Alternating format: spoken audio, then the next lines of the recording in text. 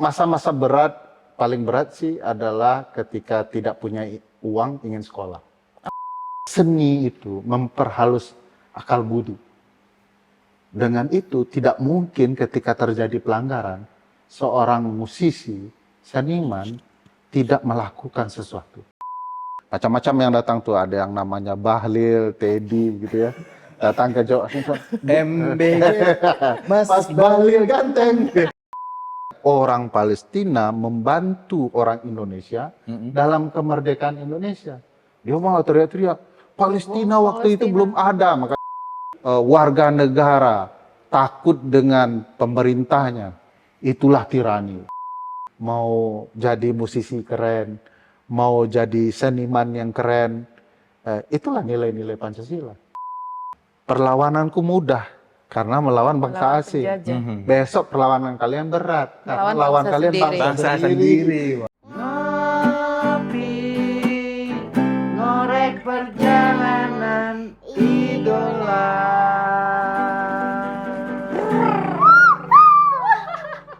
Ya, Assalamualaikum warahmatullahi wabarakatuh. Ketemu lagi di channel kita Ngopi. Ngorek perjalanan idola. Idola kali ini beda daripada yang lain. Iya, tapi tetap aja beliau adalah seorang idola. Ya. Ferry Amsari. Apa Gimana kabar, Bang? dasarnya? Saya jadi grogi kalau disebut idola. Tapi benar nggak ada kalau seandainya aku bilang udah Ferry itu idola? Waduh. Bagi yang pendamba demokrasi atau memang gitu, semacam itulah deh. Tidak pernah merasa dan tidak juga berharap ya. Iya. Karena kayak dosen tuh gak cocok jadi idola. Tapi orang yang pengen Cocok mendambakan dong. Cocok. demokrasi ya Cocok Mbak. aja, iya. Itu selalu udah Ferry yang bersuara keras. Nggak selalu idola itu artis. Bosen. Ya mungkin ya perspektif publiknya apa yang disampaikan itu sebagai sesuatu yang merepresentasikan publik. Itu yang mungkin karena publik merasa hal yang sama, lalu mereka ya you are part of me gitu ya. Jadi ya merasa bagian saja. Saya nggak akan cocok disebut idola seperti beliau-beliau ya, slang dan lain-lain itu. Karena kecintaannya mungkin beda, jadi mungkin nggak idola-idola betul lah ya. Karena saya ngerasa gini dah, gini Mbak, saya ngerasanya Mbak. Ngerasa dengan adanya Ferry itu merasa banyak orang yang terwakilkan dengan Ferry. Ya, mungkin itu ya. Cara gitu kali deh. Ya mungkin ya. Tapi udah berasal dari Padang. Saya asli Sumatera Barat, tepatnya pesisir selatan. Beda nih dengan kampung beliau ya. Oke. Saya di selatan, beliau di utara di darat ya. Kalau saya di laut, wilayah pesisir Sumatera Barat. Daerah nelayan ya, keras lah daerahnya gitu ya. Dari pesisir bagian selatan. Tapi besarnya tidak di Sumatera Barat. Oh. Saya baru lahir, diajak ayah saya ke Malang. Malang, Jawa Timur. Malang, Jawa Timur. Wah. Mana lagi ya? Baru lahir tuh. Baru lahir, masih bayi ke Jawa Timur, Malang begitu ya. Nah waktu kecil di antara pertumbuhan itu ayah saya sekolah Brevet khusus pajak, semacam diploma pajak di Malang. Nah saya tuh waktu kecil ibu saya bilang saya pelajaran bahasanya adalah bahasa Jawa. Oh. Ibu saya bisa bahasa Jawa kasar, yang dia selalu tes ya ke tukang bakso yang datang ke rumah waktu tinggal di kayak belajar TOEFL dia. Jadi tumbuh di Malang dan baru pindah itu menjelang TK. Pindah Ke Padang lagi. Oh, Oh, ke Padang lagi. Ke Padang lagi, sampai SD kelas 3 saya pindah ke Muarobungo, Jambi. Nah saya tumbuh tuh besar karena sudah mulai berpikir ayah saya pindah-pindah terus gitu ya. Saya di sana pokoknya harus sampai selesai. Jadi saya menyelesaikan SD kelas 4 sampai SMA saya di Muarobungo.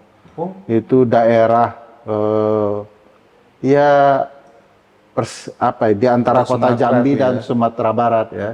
Di tengah-tengah perantau Sumatera Barat sering hidup di sana. Nah, saya masih sering melihat suku anak dalam tuh tidur di jalan waktu sekolah dulu. Ayah saya pindah ke Palembang, saya nggak ikut lagi. Oh, Saya mau menyelesaikan sekolah saya sampai SMA tamat, baru sekolah di Padang, baru sekolah. Itu langsung ke Andalas. ke Andalas. Oh, gitu. Terus bagaimana ceritanya dia bisa menjadi seorang public figure seperti yang sekarang dan diidolakan Iya, banyak tidak. orang? Ya nggak mikir bakal begitu ya. Dulu ya sukanya ruang akademik, organisasi mahasiswa, Mbak, ikut terus belajar menulis. Dulu saya menulis rajin sekali opini di berbagai media ya. Bisa sehari itu 3-3-nya terbit tuh. Wah, Koran Tempo, Media Indonesia, Kompas, pernah Tempo itu. udah ngambil tuh dah. Sudah. berarti memang sudah kritis dari muda ya? Ya, karena dunia kampus ya ketemu dengan orang-orang yang tepat, memperdalam menulis. Karena saya nulis sudah dari SMA juga, Mbak. Oh, SMA itu saya ikut mading kampus, nulis aneh-aneh lah gitu ya. Menceritakan kenapa gigi teman saya ompong itu. Ceritanya bertemu Mike Tyson dan lain-lain. Ya beneran itu menghayal cerita kenapa giginya ompong dan segala macam. Ya macam-macam lah aneh-aneh. Saya tulis di mading. Lalu waktu kuliah ikut dunia pers kampus, diajarin nulis yang benar, ketemu guru saya Saldi Isra, diajarin nulis opini yang benar sampai segala macam gitu ya. Berarti di situ udah dimulai itu ya, udah dengan ketertarikan dengan dunia hukum dan politik. Ya, ya. Saya malah tertariknya ini hukum pidana dulu. oh, Hukum pidana ketemu almarhumah guru saya namanya Dr. Sinta Agustina, perempuan. Jadi sebenarnya saya itu maunya jadi arsitek. Oh, Ini belibet hidupnya ya. Dari arsitek, terus ibu saya bilang gini, kita nggak punya duit banyak untuk beli meja arsitek. Dulu kan pakai meja, iya, Pak, ya. mejanya khusus Mahal juga. tuh Iya, meja. mahal banget tuh. Dia udah kebayang tuh.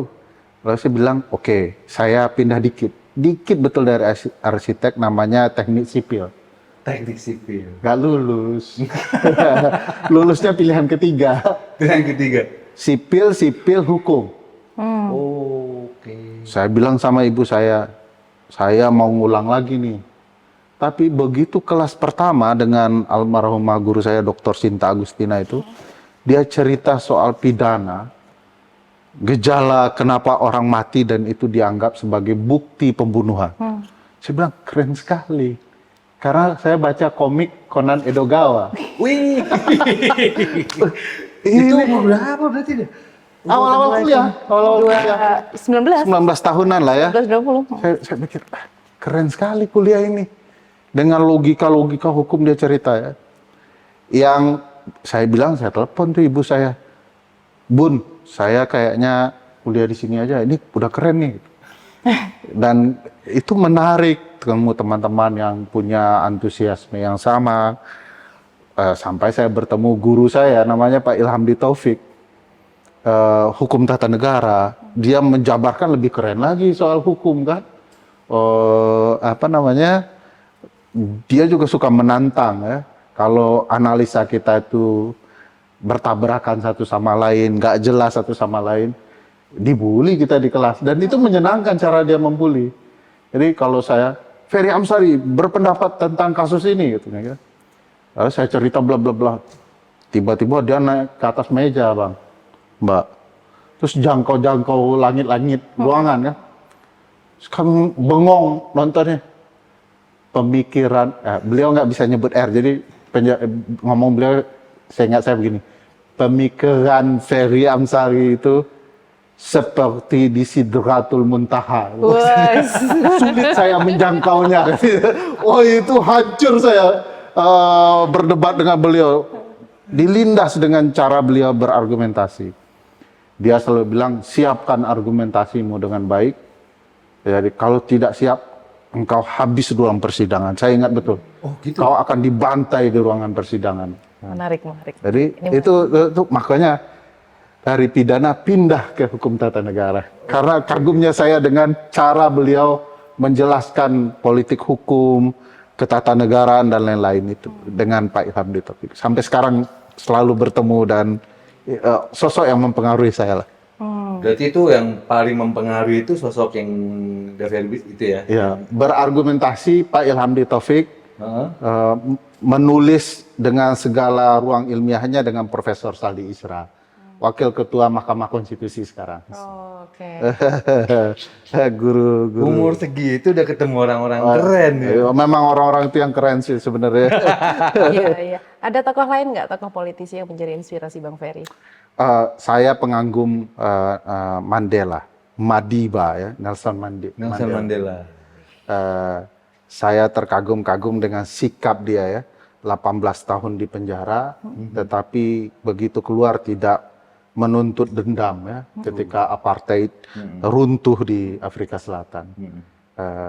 Jarang saya baca sosok begitu ya, yang sudah penuh penderitaan tapi masih ini. Saya punya pengalaman persentuhan dengan orang-orang Madiba ini, panggilan Mandela ya. Suatu waktu saya sekolah di Amerika, tiba-tiba ada kuliah umum mantan hakim konstitusi Afrika Selatan. Saya datang, penjelasannya luar biasa, tapi tangannya putus. Tapi saya heran, dia pakai baju batik. Saya yakin tuh, ini batik nih pasti nih, gitu ya. Saya lupa konteks sejarah titik tertentu, kok batik, dia pakai batik ya. Sebegitu dia waktu itu promo bukunya, saya beli buku dan dia tanda tangan. Terus saya tanya pas dia tanda tangan, pakai batik ya Pak?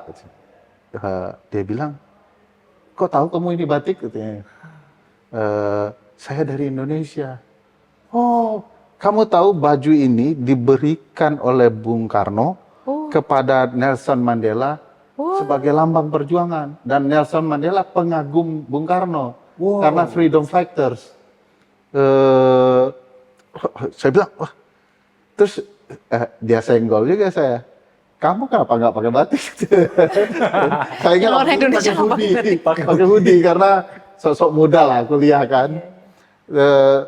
Terus dia cerita panjang hal. Itu satu peristiwa yang membuat saya bersyukur. Saya ketemu cerita orang yang saya kagumi dengan bapak bangsa kita, itu Bung Besar, dan orang yang luar biasa. Saya ingat figur ini mati-matian oleh Bang Todong Mulya Lubis untuk diundang tapi nggak jadi-jadi, gagal terus. Albisah kalau tidak salah namanya. Nanti yang nonton bisa searching tuh Albisah. Ya, dia tangannya putus karena dia adalah kulit putih yang membela kulit hitam. Dan waktu itu dalam perjuangan itu mobilnya dibom. Dan begitu mobilnya dibom, tangannya harus diamputasi. Nah, itu cerita soal korelasi orang yang saya kagumi dengan. Ternyata kalau kita kagum itu kita bakal ketemu loh sama. Gitu ya? Iya. Sama kayak kita ya Mbak ya? Ada cerita. Dikasih kesempatan untuk Aduh. Ya. Kalau tokoh politik Indonesia dah? Indonesia tentu saja banyak ya. Saya kagum dengan Buya Hamka, dengan Tan Malaka, Bung Besar, Bung Kancil gitu ya. Bung Kancil siapa tuh? Sultan Syahrir. Oke. Bung Besar dan Bung Kancil ini selalu vis-a-vis nih, tabrakan. Tapi punya cara pandang yang berbeda tapi saling melengkapi.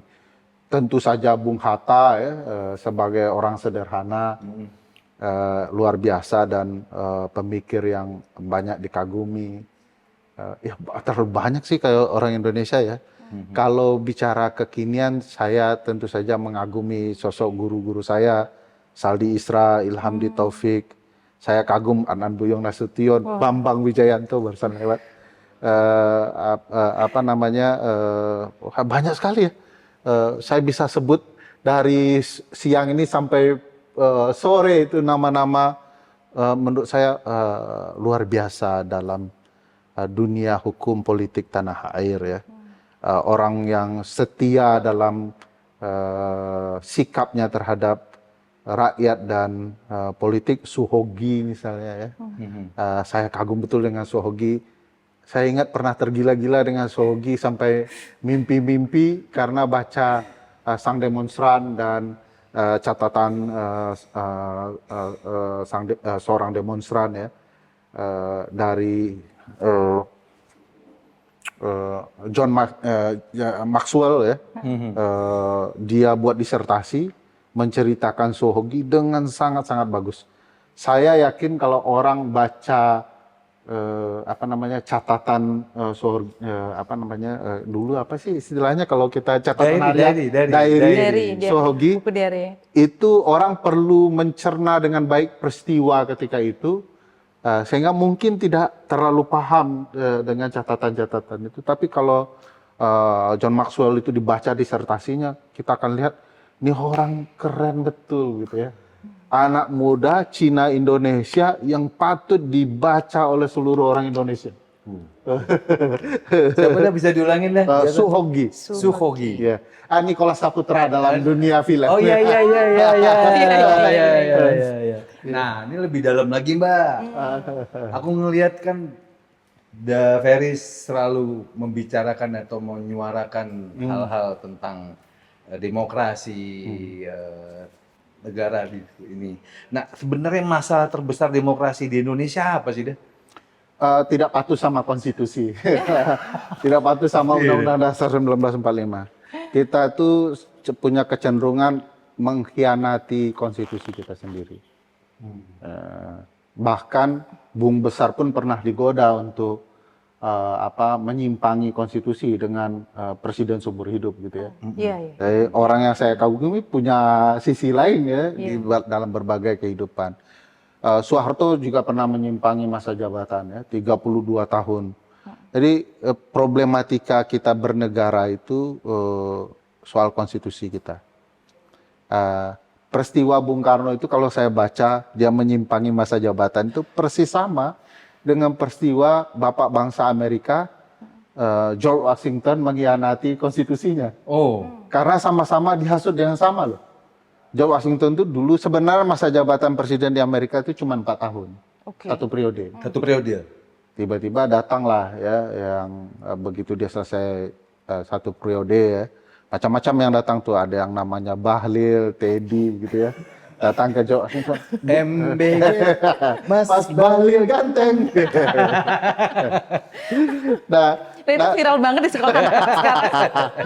Ya datang terus bilang, kita ini baru merdeka. Cuman bahasa mereka lah ya, Bung yang bisa melanjutkan. Oh, George Washington tergoda tuh jadi 2 periode. Persis cerita yang datang ke Bung Karno, Bahlil dan Teddy juga ya, kurang lebih namanya. Bung aja yang bisa, kita baru merdeka, kurang lebih gitu.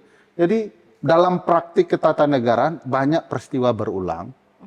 Ya, di titik tertentu kita harus memahami kewajaran-kewajaran itu. Tetapi ini menjelaskan kalau mau bernegara kita harus patuh dengan pondasi konstitusional kita. Kalau enggak akan terjadi kealpan. Makanya saya bilang, kalau kita patuh, partai-partai kita ini benar nih dalam menyelenggarakan pemerintahan, Mbak. Udah menyuarakan ini semua sebenarnya ide udah sendiri atau ada yang suruh sih, Dak? Ya idenya karena belajar konstitusi ya, jadi agak susah kita belajar konstitusi terus ada yang menyimpangkan konstitusi terus kita bilang nggak menyimpang. Jadi idenya dari konstitusi sih gitu ya. Tapi udah menyuarakan ini semua, udah nggak takut? Kalau dibilang nggak takut, saya penakut masalahnya. Saya takut pesawat, takut naik ketinggian, takut banyak sekali ketakutan saya. Jadi yang paling udah takutin siapa? Iya, Allah Subhanahu wa Ta'ala. Ya maksud banyak ya, kalau ketakutan banyak sekali. Tapi untuk konstitusi saya nggak tahu ya, nggak bisa bilang iya, tapi konstitusi bilang Sesuai dengan itu nurani. ya mungkin karena saya belum terlalu bijaksana dalam kehidupan ya. Ketika ada orang yang menyimpangi konstitusi itu selalu nggak bisa ditahan untuk diomongin, selalu keluar aja. Nggak tahan kayak Nggak tahan, ngomongin gitu. Ada yang bilang itu pakar hukum tata negara ngapain ngomong pangan? Iya. Dia nggak tahu di konstitusi kita ada soal pangan. Jangankan soal pangan, Bang. Soal jomblo saja ada di konstitusi kita. Ya, perlindungan para jomblo ada. Ada ya? Pasal 28B. Oh, ayat iya? 1 Undang-Undang. Apa sebutin dah? Setiap orang berhak untuk melangsungkan pernikahan dalam ikatan pernikahan yang sah. Jadi kalau para jomblo tiba-tiba dilarang oleh calon mertuanya, ancam itu pasalnya. Calon mertuanya Anda Dengar melanggar. Jim, itu Jim. Sesuai konstitusi. Apa aja di konstitusi ada. Beda jenis lah. Kalau enggak tidak bisa berketurunan kan. Karena ada mendapatkan keturunan juga ada. Banyak apa saja bisa dikatakan di konstitusi kita. Bahkan kalau orang yang belum mempelajari konstitusi, mereka bilang kejaksaan nggak ada di konstitusi, KPK nggak ada di konstitusi. Itu karena dia belum mendalami konstitusi. Begitu didalami akan ketemu pasal 24 ayat 3 ya. Badan-badan lain yang berkaitan dengan kekuasaan peradilan, ya, kehakiman. Nah, itulah kejaksaan, KPK, walaupun tidak tertulis eksplisit. Jadi konstitusi itu sumber yang harus diketahui bersama, supaya negara tidak bisa menyimpang. Iya. Jadi seluruh warga negara harus paham konstitusi. Wajib dah ya? Iya, konstitusi itu bukan miliknya orang hukum tata negara. Apalagi milik Ferry Amsari, enggak betul. Tapi milik kita semua. Begitu negara menyimpangi konstitusi, kalau kita tahu kita bisa mengkritik. Di beberapa negara maju, kalau hak orang berbicara dilarang, mereka langsung bicara soal amandemen kedua, ya, bahwa ini hak kemerdekaan untuk berbicara dan segala macam. Kita bicara pasal 28 soal kemerdekaan menyatakan pendapat dan lain-lain. Jadi saya ada yang mengatakan gini, oh ada orang tuh nyinggung orang Sumatera Barat, nyinggung ini. Saya bilang itu kemerdekaan berpendapat. Pendapat balas dengan pendapat. Jangan kemudian dipenjarakan pendapat. Dikriminalisasikan. Saya tidak mau digituin orang, saya juga tidak mau orang digituin oleh hukum. Jadi orang boleh marah lalu melaporkan saya walaupun datanya tidak ada gitu ya. Nah, saya tidak akan melaporkan dia balik karena akan jadi salah kalau kemudian saya melaporkan dia balik gitu ya. Dan itu semua harus dituntut paham berkonstitusi. Kenapa mereka harus melanggar konstitusi? Karena godaan sih menurut saya, godaan kekuasaan. Menggiurkan ya, Dak? Menggiurkan kan. Di kekuasaan itu bisa MBG, bisa food estate, bisa koperasi merah putih, bisa banyak hal. Yang kemudian bukan itu tujuan bernegara. Kalau kita lihat tujuan bernegara kan kesejahteraan, kemakmuran bagi sebanyak-banyaknya orang. Bahasa Inggrisnya apa ya? Kebahagiaan sebesar-besarnya bagi sebanyak-banyaknya orang ya. The greatest happiness for the greatest numbers. Jadi orang semua harus bahagia. Jangan segelintir orang yang 1% itu aja gitu. Udah pernah tawarin nggak? Ya ada, tetapi saya merasa bukan sesuatu yang menarik dibahas. Kan menggiurkan, Dak? Oh ya sampai gemetaran saya waktu menolaknya. Tapi serius pernah nggak ditawarin? Pernah, ya beberapa hal ditawarkan. Ada satu tawaran yang menggoda. Siapa ini yang nawarin ya? Segimananya tuh orang yang bisa bikin menggoda Bang Daveri? Ya, saya terbayang aja, saya kan punya kantor hukum ya. Kalau saya terima tawaran itu, pasti tidak langsung ya.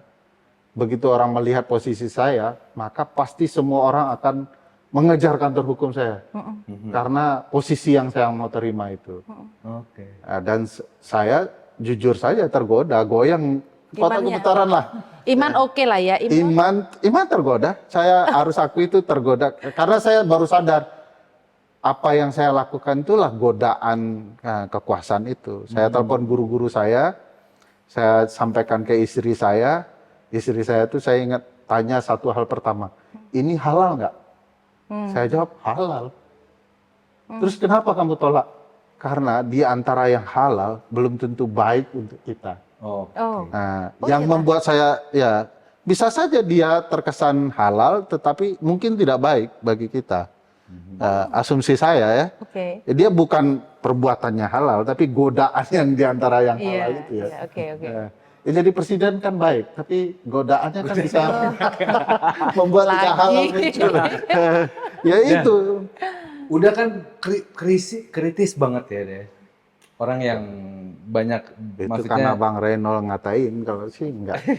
ya maksudnya udah kan orang yang banyak, kalau di mata saya orang udah yang orang kritis terhadap maksudnya terhadap apa namanya kekuasaan yang saat ini. Udah nggak takut udah. Takut saya, kan sudah Takut bilang saya penakut. Ada yang pernah ancam-ancam nggak ada?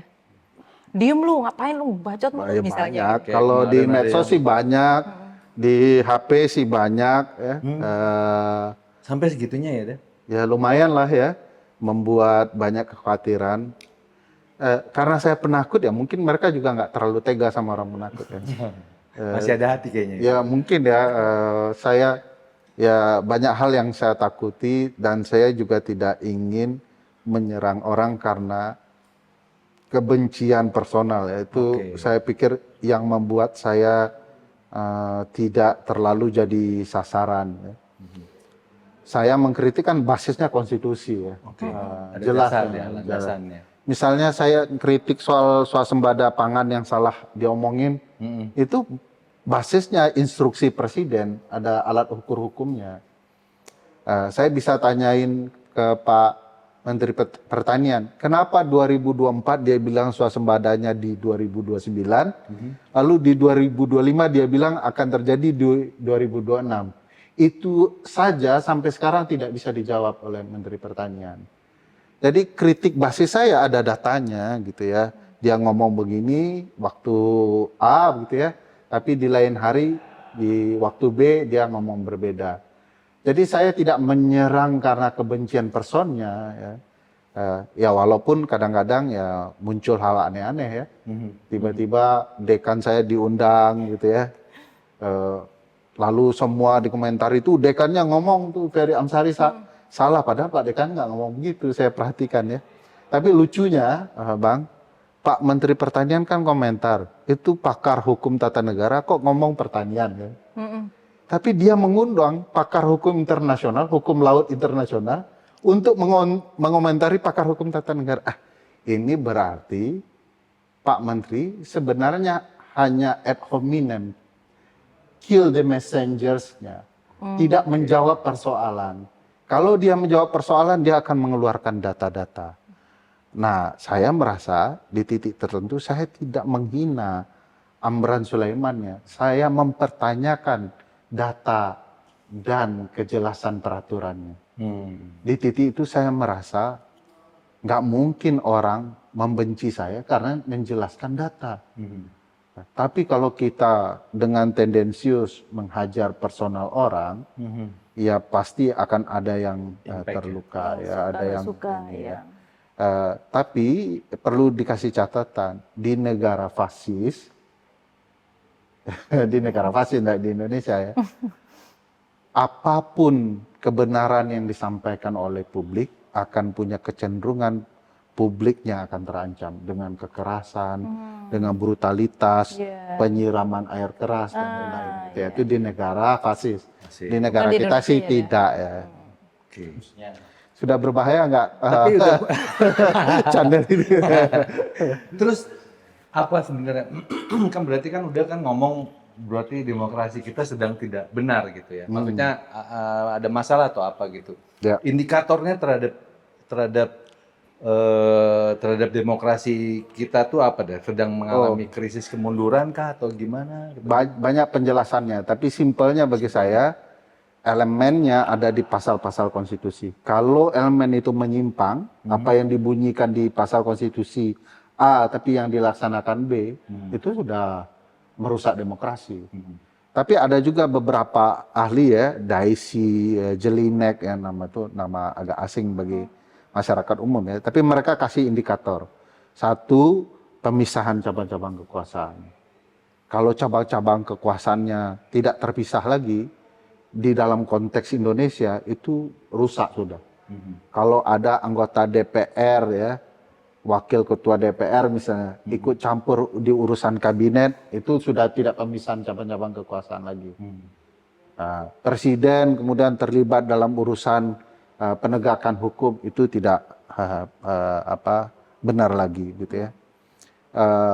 Lalu eksekutif berbisnis yang merugikan orang banyak, itu tidak lagi. Kedua, wujudnya peradilan administrasi. Maksudnya sih sebenarnya nggak bisa dibaca letterleh ya.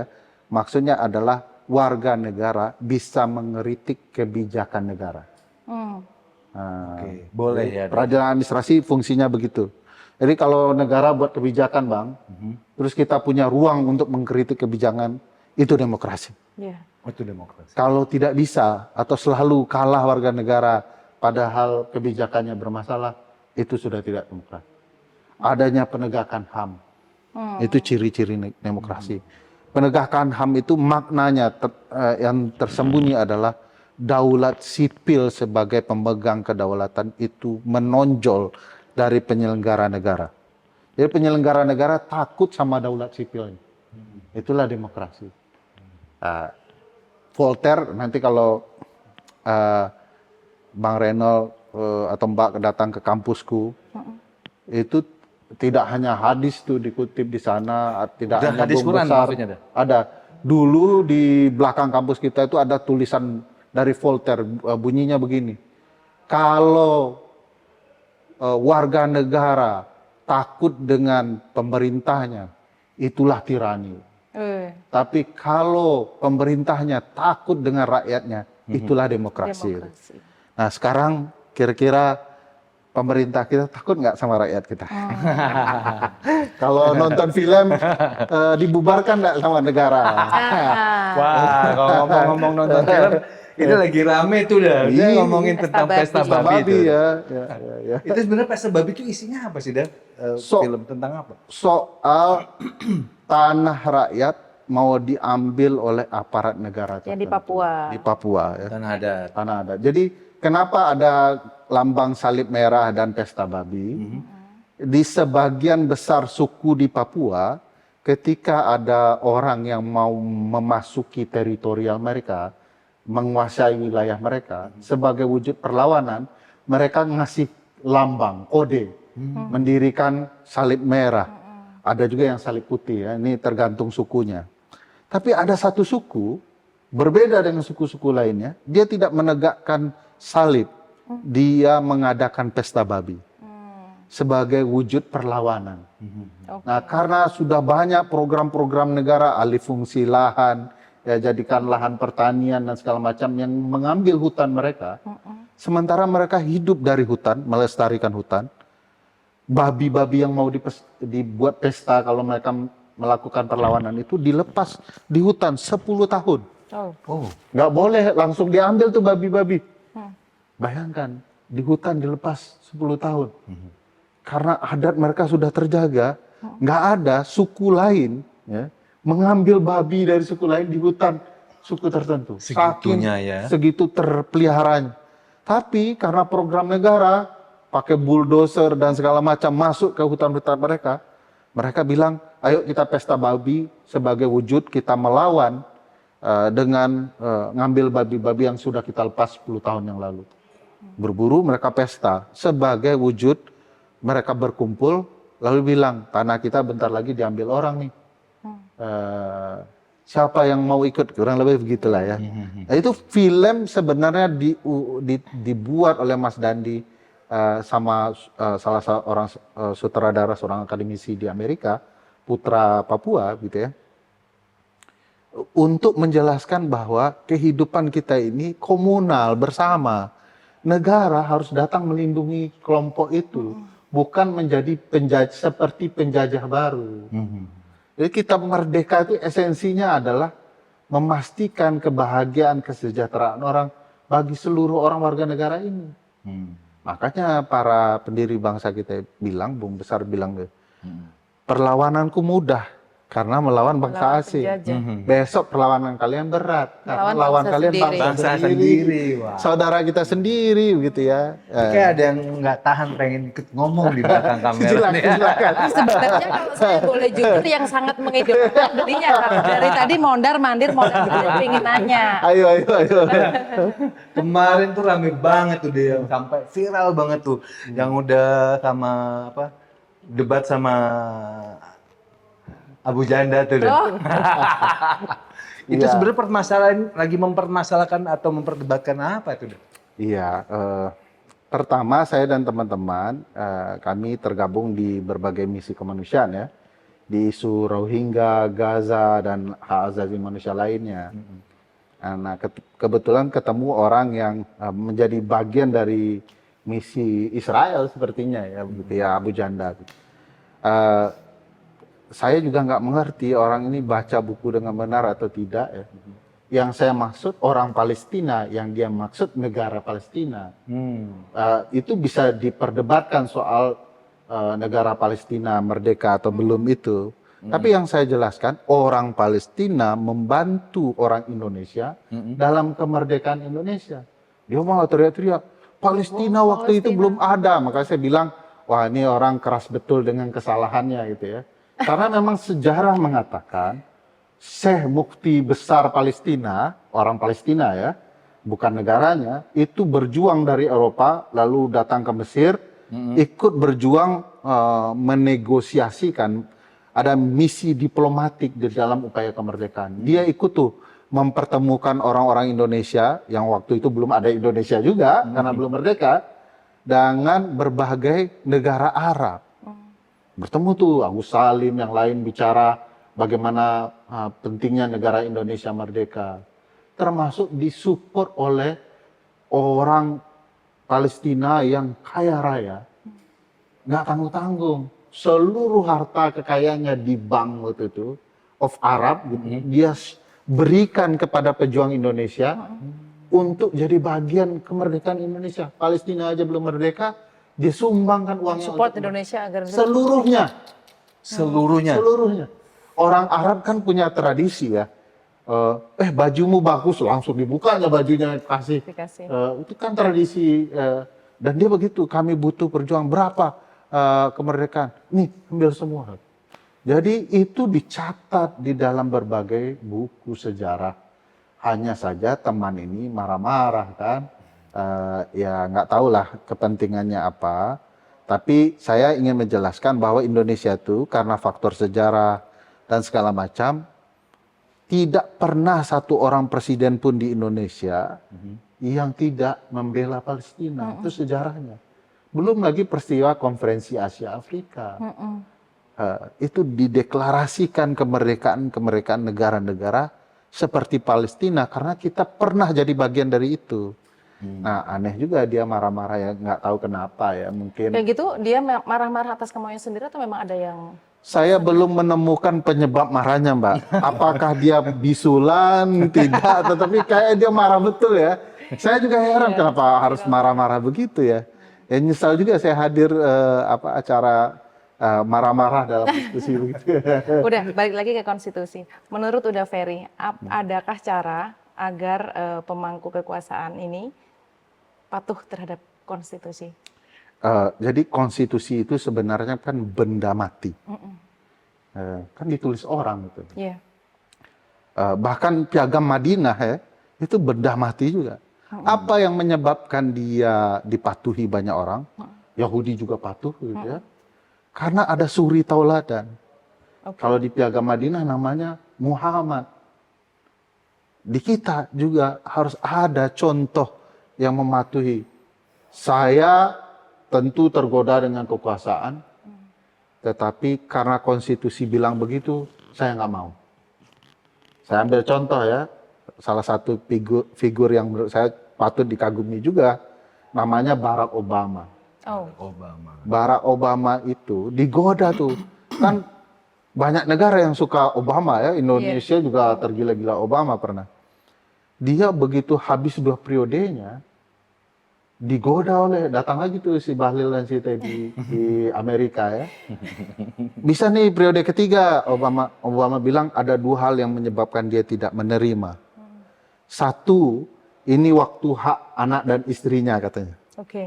Selama ini dia tinggalkan hak mereka karena ikut berpartisipasi dalam penyelenggaraan pemerintahan. Dia jadi presiden gitu. Jadi senat dan segala macam. Kedua, yang menyebabkan dia tidak mau adalah konstitusi kita bilang hanya 2 periode. Hanya 2 periode. Amandemen ke-22 Amerika hanya bilang presiden itu 2 periode. Jadi dia tolak. Padahal banyak orang ngomong tuh. Tiba-tiba Donald Trump, saya mau perubahan konstitusi 3 periode. Terinspirasi dengan presiden di Indonesia. Baik. Di Solo. Jadi di Indonesia belum ada yang bisa Belum ada dikatakan suri tauladan itu. Orang tergoda memperpanjang masa jabatan, tidak sadar diri, kapasitasnya dari rendah. zaman Bung Karno sampai sekarang. Kalau kita lihat ya founding fathers kita ya Bung Karno itu kan memberikan banyak contoh ya. Peristiwa Bung Karno memperpanjang masa jabatan itu ada konflik politik ya, godaan-godaannya seperti George Washington.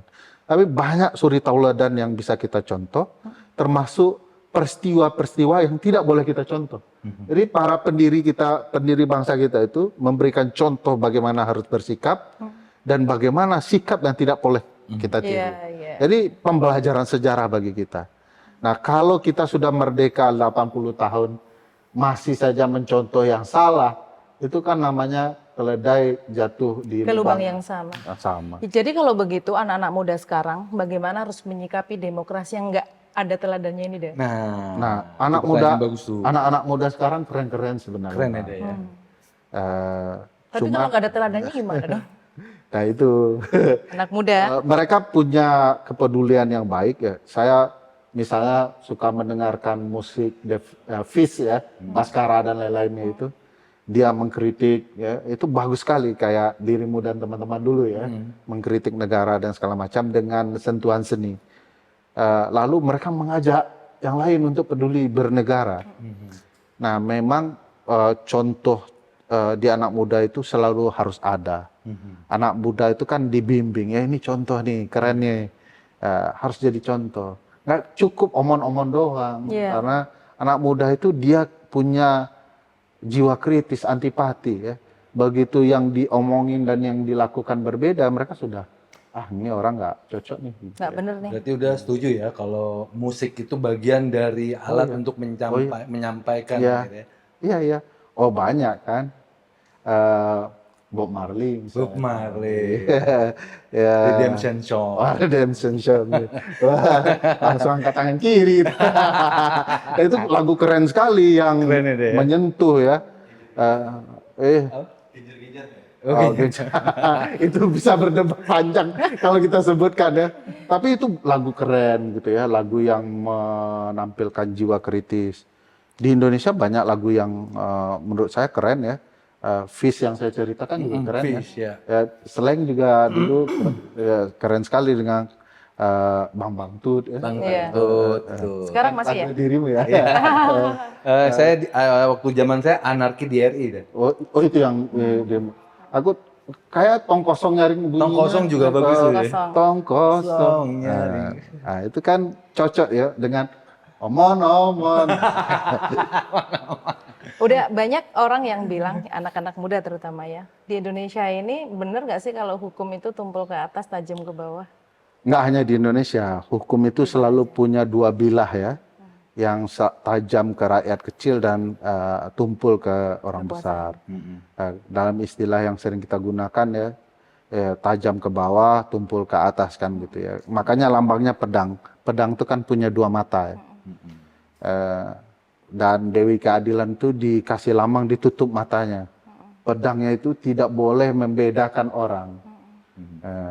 Nah, ini masalah negara yang tidak taat konstitusi itu tadi, yang fasis ya, katakan otoriter itu selalu menggunakan hukum untuk pembenaran ya.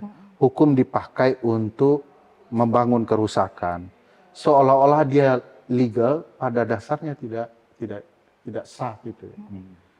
Misalnya saya contohkan di negara antah berantah ya, sudah jelas dia tidak bisa menjadi seskap secara undang-undang, tapi undang-undang dibuat seolah-olah mengesahkan. Jadi ada anak belum sampai 40 tahun, tidak sah itu. Tapi peradilan dipakai untuk mengesahkan kesalahan itu. Orang tahu itu salah sebenarnya, nggak usah berdebat, itu hati nurani kita melihat ini sudah nggak benar. Tapi hukum dipakai untuk membenarkan yang salah. Dan itu bukan peristiwa 1-2 gitu ya. Kalau untuk orang kecil langsung cepat tuh, Pok Minah ya, cuma ngambil 3 biji kakao langsung dihukum. Singkong. Ada Betul. di Jawa Timur ya, ini teman saya dosen di NTT menyampaikan ke saya, di Indonesia ada peristiwa petani Indonesia itu sudah bisa mengawinkan pokok jagung betina dan jantan, sehingga nggak perlu lagi bibit jagung. Tapi dia dipenjarakan, kenapa? Karena pembisnis jagung rugi. Iya. Itu yang sering Betapa terjadi, tidak adilnya. di daerah. Jadi ya itu. Kalau terus menerus seperti ini, bagaimana dengan Indonesia masa depannya nanti dia? Kita harus yakin Indonesia itu satu waktu akan melahirkan orang-orang hebat yang mengubah. Tinggal pilihan kita bagian dari berjuang itu dalam mewujudkan itu, atau membiarkan orang lain yang akan menciptakan perjuangan itu. Masing-masing kita ini punya peran ya. Setidak-tidaknya di rumah tuh anak kita tuh dibilang, nggak boleh dong, gitu. Belum tentu juga berhasil kan. Biasanya kayak saya dibilang, oh ahli hukum, anak saya nggak percaya konsep hukum, dia lihat banyak ketidakadilan, ini orang hukum nggak ada gunanya. Jadi satu waktu anak perempuan saya ya, dia suka hukum kan, tiba-tiba dia share hukum di Indonesia, judul TikToknya. Lu ceritakan kacaunya hukum. Terus saya tanya, gimana menurut kamu hukum Indonesia? Minat nggak kamu? Saya melihat nggak cocok sih kayak begini gitu. Karena apa yang diperjuangkan itu malah menyiksa orang gitu ya. Nah ini persoalan kita bersama. Anak-anak muda melihat contoh ke kita-kita. Jadi jangan kita lupakan, ini kesempatan kita kasih contoh yang baik. Aku setuju. Kalau tidak banyak ya sedikit lah contoh baik. Peradaban kita mulai dari rumah kita sendiri. Untuk merubah Indonesia. Rumah itu sesuatu yang hebat ya. Menurut Uda, apa yang harus dilakukan oleh anak-anak muda untuk merubah bangsa ini menjadi bangsa yang lebih baik, yang besar, yang... Ya baik itu kan ada di pikiran dan di hati ya. Orang tahu itu baik buruk itu sudah ada di pikiran dan di hatinya. Jadi apa yang dia anggap baik, kerjain aja. Nggak usah ceramahin anak muda soal kebaikan. Mereka udah tahu kok. Bagaimana caranya agar anak muda ini nanti bisa taat konstitusi? Wah, saya yakin konstitusi itu bukan sesuatu yang dibuat jahat. Dia dengan niat baik. Tanpa baca konstitusi pun ada kebaikan di luar yang sebenarnya dipatok di konstitusi sebagai pedoman, jadi pagar gitu ya. Tanpa baca konstitusi pun orang tahu baik buruk. Jadi apalagi mereka baca konstitusi. Dan kebetulan kita tuh punya pola pendidikan yang menarik tuh. Dari dulu anak-anak SD kita itu sudah hafal konstitusi. Kita kan juga begitu ya, tiba-tiba berdiri kelas kan, konstitusi sebelum perubahan kan, kita hafalkan dari preambul sampai pasal 39 dan lain-lain itu kita hafal gitu ya. Jadi menurut saya secara alamiah dengan sendirinya orang punya keinginan untuk patuh konstitusi. Godaan waktulah yang muncul membuat orang menyimpangkan konstitusi dan membuat pembenaran-pembenaran. Kalau saya tidak berbisnis tambang merusak alam ini, orang lain yang akan melakukan. Jadi biarkan saya merusak. Kita melupakan nilai betapa pentingnya lingkungan hidup. Di pasal konstitusi ada tuh hak untuk mendapatkan lingkungan hidup yang baik. Pasal 28H dan pasal 33 tuh. Ada soal wawasan lingkungan kalau berbisnis. Kenapa orang tiba-tiba menyimpangkannya? Ya godaan waktu.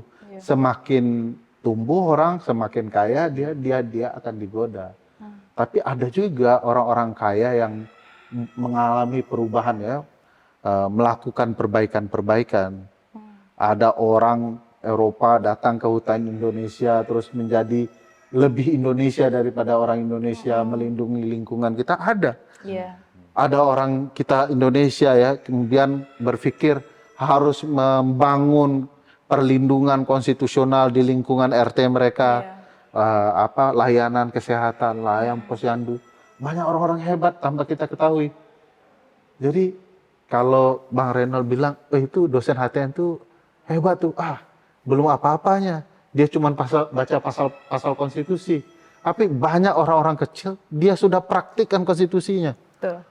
Di desa ketemu orang nanam pohon. Ada tuh orang, saya lihat di video TikTok ya, nanam pohon ribuan, sendirian, sehingga jadi hutan. Tuh orang sudah mengamalkan pasal 28H dan pasal 33 Undang-Undang Dasar 1945. Ada guru tidak dibayar. Kalaupun dibayar, lebih besar ongkos gojek kita dari daripada Jakarta bayar ke Bogor gitu ya, dibandingkan gaji mereka. Tapi mereka ikhlas saja kerja terus. Saya tuh, ini mental cengeng saya, nonton video di IG sama TikTok, guru-guru berupaya memperbaiki papan tulis di kelasnya, 4 atau 5 kelas. Cuman sama muridnya buat maku papan tulis whiteboard buatan sendiri karena sudah hancur. Itu aja buat saya sedih betul ya. Anggaran pendidikan itu lebih dari 20% APBN kita. Ternyata sekolah kita, papan tulisnya rusak. Yang memperbaiki dari kantong gurunya sendiri. Coba bayangkan. Yang gajinya saya jamin kecil itu. Ya. Segitu ya, Dah ya? Segitunya orang menegakkan konstitusi. Jadi banyak orang hebat. Satu saat saya baca buku Andrea Hirata, judulnya Guru Aini. Guru Aini. Saya jadi ingat guru-guru saya, Bang. Kan di Morobungo tuh ya, suku anak dalam tidur tuh di trotoar itu, nggak pakai baju gitu ya. Pagi-pagi saya harus melintasi mereka sekolah. Saya ingat guru saya, kalau tidak guru SD saya kasih motivasi ya, nggak terbayang saya bisa sekolah jauh-jauh itu. Ternyata ada sosok guru Aini di hidup saya. Jadi orang-orang hebat itu ada. Termasuk Ferry Amsari salah satunya. Aduh. Ya jauh lah ya. Saya guru Aini itu seru deh. Kalau yang nonton ini baca Andrea Hirata, guru Aini, gimana seorang guru menemukan bakat matematikawan di desa-desa di Indonesia. Tahu nggak salah satu orang-orang hebat dalam bidang matematika itu muncul di Indonesia gara-gara Profesor Yohanes Surya, tahu nggak? Yang menyekolahkan anak-anak hebat. Suatu saat saya ketemu anak hebat di Virginia, ahli matematika. Dia biasa saja, hidup dari beasiswa. Saya ingat betul makan siang dia harus beli sosis sosis Yahudi, kosher ya, nama daging Yahudinya. Karena itu halal kan, karena cara memotongnya sama dengan hewan kita ya. Dia hidup makan siang nasi dengan itu. Tidak harus Saya bilang, MBG. Tidak MBG itu saya gitu, S3 bidang matematika dan dia jadi lulusan terbaik di kampus itu. Makanya cuman itu, anak Indonesia. Anak Indonesia. Dari Sumatera Utara itu teman saya, namanya Roni. Halo Roni. Itu baru hebat tuh. Ini idola juga nih kayaknya ya, begitu. Ya sekarang bekerja di Singapura dia. Udah, kan penonton ngorek perjalanan idola ini kebanyakan juga teman-teman musisi atau orang-orang yang menyukai musik gitu ya. Karena sebelumnya kita tahu kita banyak ngundang musisi gitu ya. Nah, saya pengen tanya dah. Saya pengen udah nyampein satu pesan untuk para musisi atau anak-anak muda tentang keberanian bersuara dalam karya kayak atau sejarah musik adalah sejarah perjuangan ya. Musik rap lahir salah satunya untuk mengkritik banyak hal. Dan rap digunakan untuk mengkritik ya. Musik rock bagian dari kritik punk misalnya ya. Mengkritik banyak kekuasaan ya. Dan kehidupan teman-teman musisi bagian yang sangat penting. Bahkan saya lupa istilah straight edge ya, gerakan musisi untuk hidup bersih ya, clean, luar biasa itu. Ngerok, tatuan, tetapi bicara soal banyak hal, termasuk juga bicara soal politik. Jadi dampak musik itu luar biasa. Saya itu bukan jago musik ya, nggak bisa juga nyanyi. Tapi kayak udah ini Nggak, banget nggak. deh, hobi Tadi musik Abdurrahman banget. dibawain gitar. Istri saya bilang manusia paling buta nada di muka bumi ya saya gitu. Tapi saya baca sejarah musik dari kecil. Dari kecil. Jadi buku majalah Hai itu tiba-tiba ketemu buku musik saya baca. Saya hampir, ini jujur saja ya, kepikiran menculik buku teman saya di buku Akik. Saya cerita ke pemilik buku Akik, Tommy namanya, Tommy. Saya bilang, Tom, kalau saya tidak tahu adab, gitu, buku Pink Floyd itu yang saya akan curi itu, Tom. Gitu. Dia bilang, kenapa dah? Saya belum pernah ketemu buku cerita soal Pink Floyd. Dan itu bagi saya penting betul itu. Saya ingin baca. Tommy kemana sekarang? Buku Akik itu ya nggak bisa. Karena buku Akik tidak menjual buku itu. Dia toko buku tapi ada satu bagian yang hanya boleh dibaca sebagai perpustakaan. Dan buku itu di perpustakaannya bukan dijual. Bukan Saya bilang, dijual. kalau saya jual, saya pasti beli. Dia bilang enggak. Tahu nggak? Kalau saya tidak punya adab, saya curi buku itu. Masih aman kan sekarang bukunya? Itu salah satu cerita bagaimana musisi bicara banyak hal. Sekarang salah satu mantan gitaris Pink Floyd atau vokalisnya ya, yang bicara soal Palestina kan. Oh iya. Ya, jadi dia bercerita betapa seni itu memperhalus akal budi.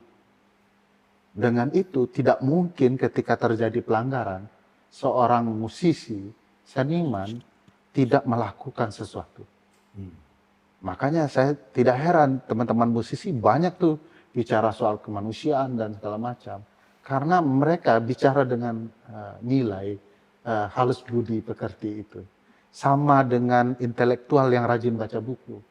Tidak mungkin seorang intelektual rajin baca buku, dia tidak peka kemanusiaannya. Itu mustahil.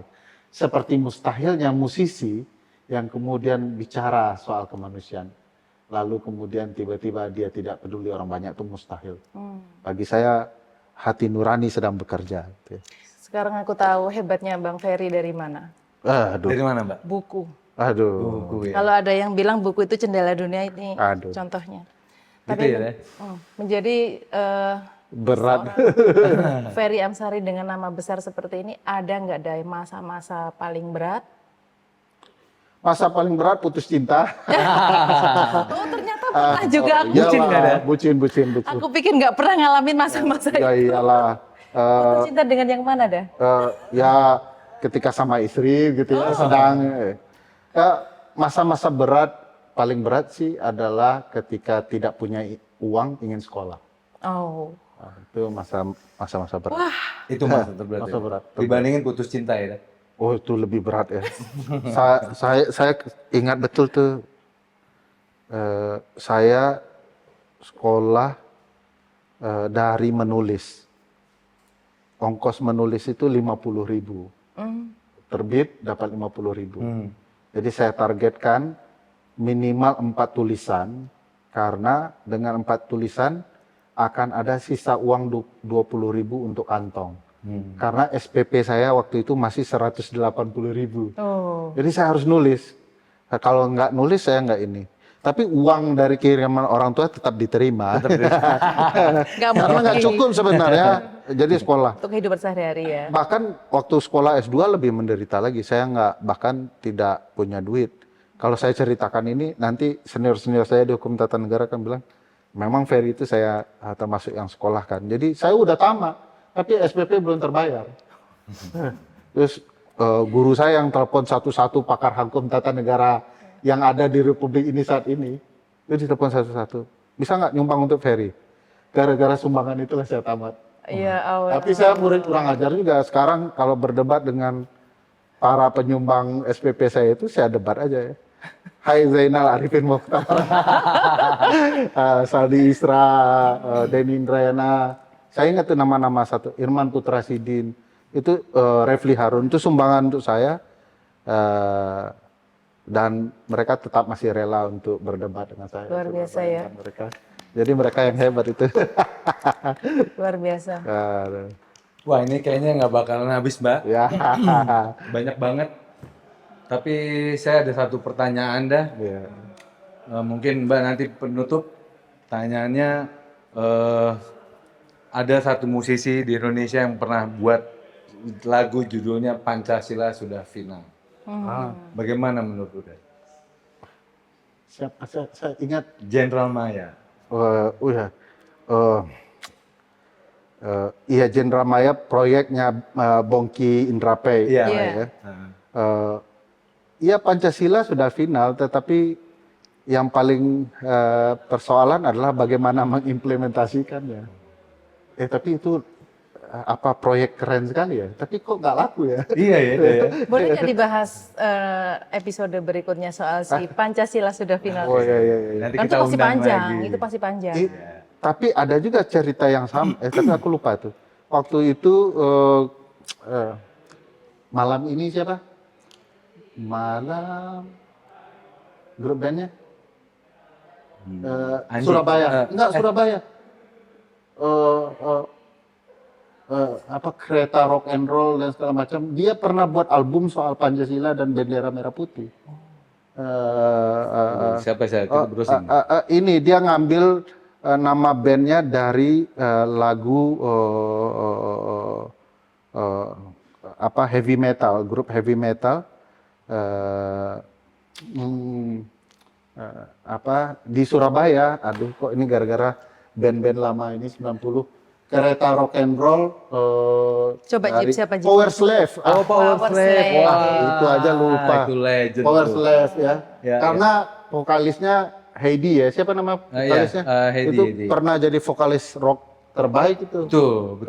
Saya juga ngefans tuh. Dan sangat Axl Rose. Iya, sangat Axl Rose. Dia pernah buat album juga itu mereka. Tetapi bagi saya bukan soal nilainya, karena nilainya nggak perlu kita perdebatkan lagi. Heidi Ibrahim. Power Slave. Ini bukan nilainya, tapi implementasinya. Karena Pancasila akan terdegradasi kalau cuma kita bicara nilainya, tanpa kita mampu implementasikan. Misalnya kalau kita bicara sila kedua, kemanusiaan yang adil dan beradab, emang membiarkan blackout, ya biarkan banjir, kita sudah implementasikan bang? Enggak. Kalau bicara persatuan Indonesia, emang ketika Abu Janda bilang orang Sumatera Barat dan Jawa Barat barbar, itu ciri-ciri mengamalkan Pancasila? Itu ciri-ciri malah merusak Pancasila dan mau membentur-benturkan antar warga negara. Indonesia tuh udah keren loh bang. Kenapa Indonesia itu keren? Ini negara archipelago terbesar di dunia. Ada yang bilang 17.000, ada yang bilang 19.000 pulau.